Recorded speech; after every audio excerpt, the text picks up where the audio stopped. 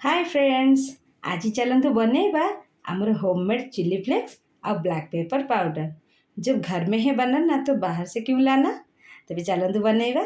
तो प्रथम आम कौन करवा ना कि सुखिला लंका नहीं जावा आपण हिसाब से आपण इच्छा मुताबक आप जिते लंका नहीं पारे तो नहीं जावा। तापर आम ताको कौन करवा ना लंकार थाए जो मॉइस्चरटा सेटा को टिके कमेवाई ताको जस्ट उषुम करदे, माने पूरा रोस्टेड करवानी भाजबानी खाली जस्ट उषुम करदे।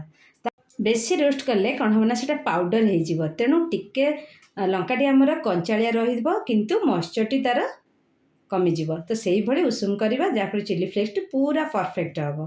तापर ये नवा कि गोलमरीच टी भल क्वालिटीर ताकू गोटे थाली रे खेल दे टी बाछीदबा काले कौटी कौन असना थी बाछी दे सारापर आम कौन करवा मिक्सचर जार रे डायरेक्ट ताको उषुम करवार नहीं, डायरेक्ट तादे पेशीदबा पूरा फाइन भाव में पेस्ट करदे पूरा जमती लगे market style black pepper powder. तापर आम जो लंकार सीड्स गुड़िक बाहर कर रखी ताकू मिक्सचर जार रे ऐड करदबा।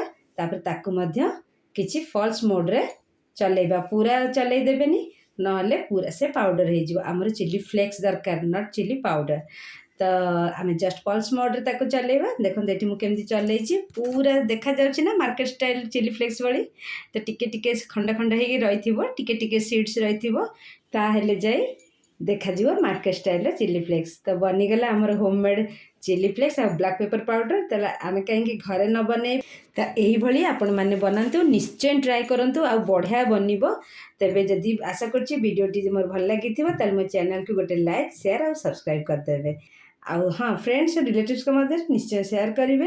यहाँ बहुत ही दरकारी जिनस छोट छोट टिप्स एंड ट्रिक्स थाए छोट छोट जिनस थाए जोटा कि आमको रेगुलर बेसिस रे बहुत काम लगे। तो आशा करछि आपण मानु वीडियोटी भल लगी मत कमेंट से जनइबे। तो मो पाखु आगु ही चिली फ्लेक्स गोटे बोतल थिला तो देखो दुईटा डब्बा पूरे केते बढ़िया देखा मार्केट स्टाइल देखा ना। तेबे रहिली, bye, have a good day.